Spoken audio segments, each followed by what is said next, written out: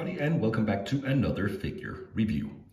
And this time I am going to check out a brand new figure just released, and in some parts of the world even not released yet. So today let's take a close look at the TBLeague Hell's Messenger. Front and here the back side of the box, a typical TBLeague style box with some art and the figure safely stored inside. But let's get the figure out of the box. And here we have Hell's Messenger out of the box. This figure comes in a red version, and this one is the silver version.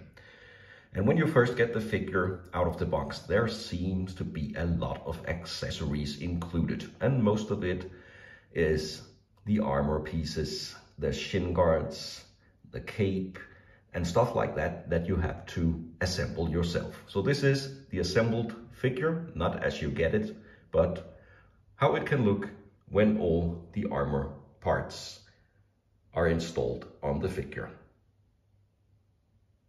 So with all the parts installed, there still are some accessories left. So let's take a look at those. So first of all, you get an extra head sculpt with this dead skeleton look. And we'll take a look at how this looks on the figure in just a minute. Then we get a huge long spear. Great details and paint job on the spear, but it seems rather fragile. It's plastic, no metal parts at all. So take care. And the same goes for this sword that also looks good and very metal-like, but it's not. Again, it's plastic and there is no real weight to it.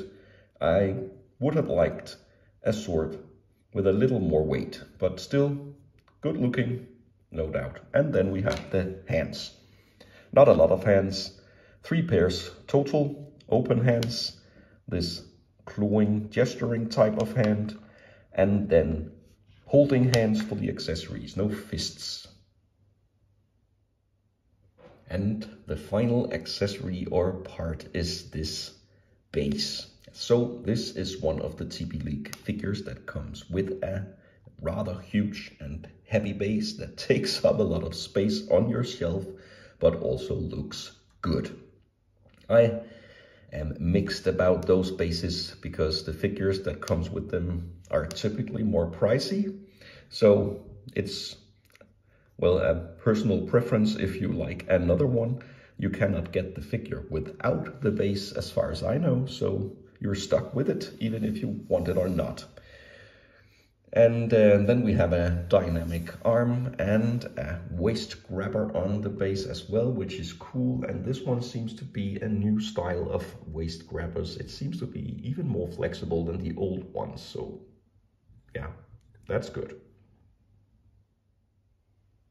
As often with TBLeague figures, you must expect work if you want the figure to be assembled or look in a certain way, and this one is no exception. Especially you have to work a good deal with the hair, but also the assembly of all the armor parts.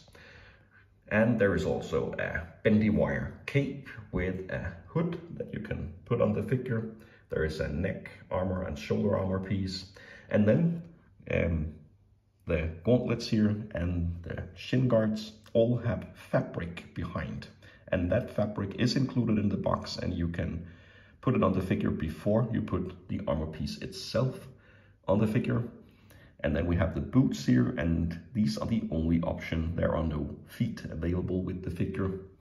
This armor piece here, as well as the chest armor, is already on the figure when you get it. And as I mentioned, we have some gripping hands on the figure already out of the box.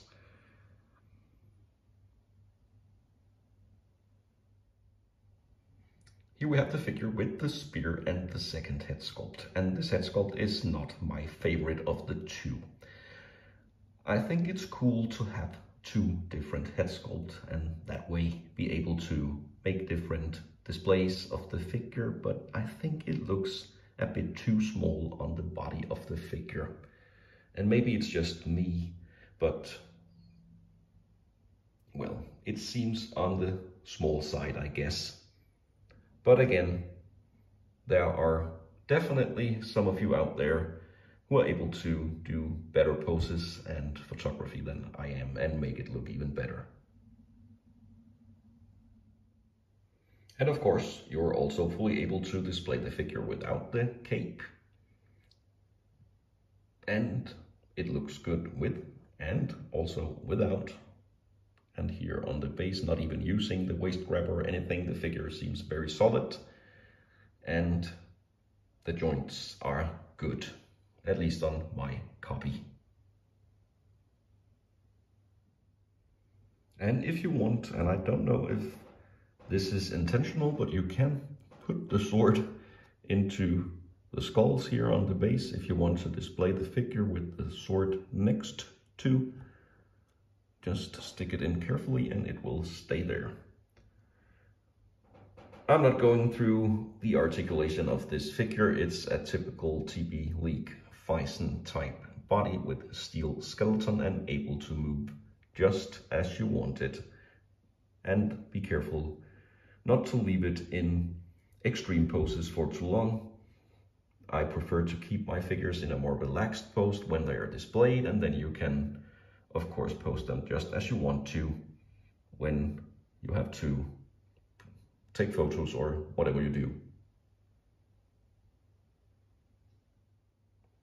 And with the cape back on the figure, I'm going to leave you with my opinion about Hell's Messenger, and then I'll conclude this review.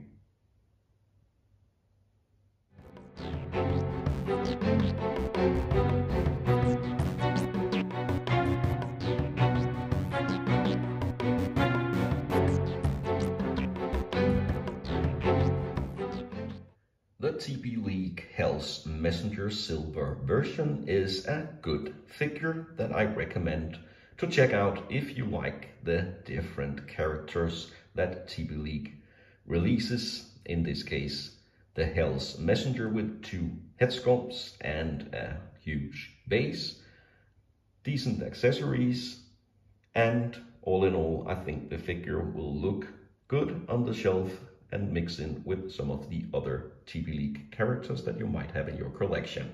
Thanks a lot for watching this review. Leave a comment and subscribe if you'd like to see more.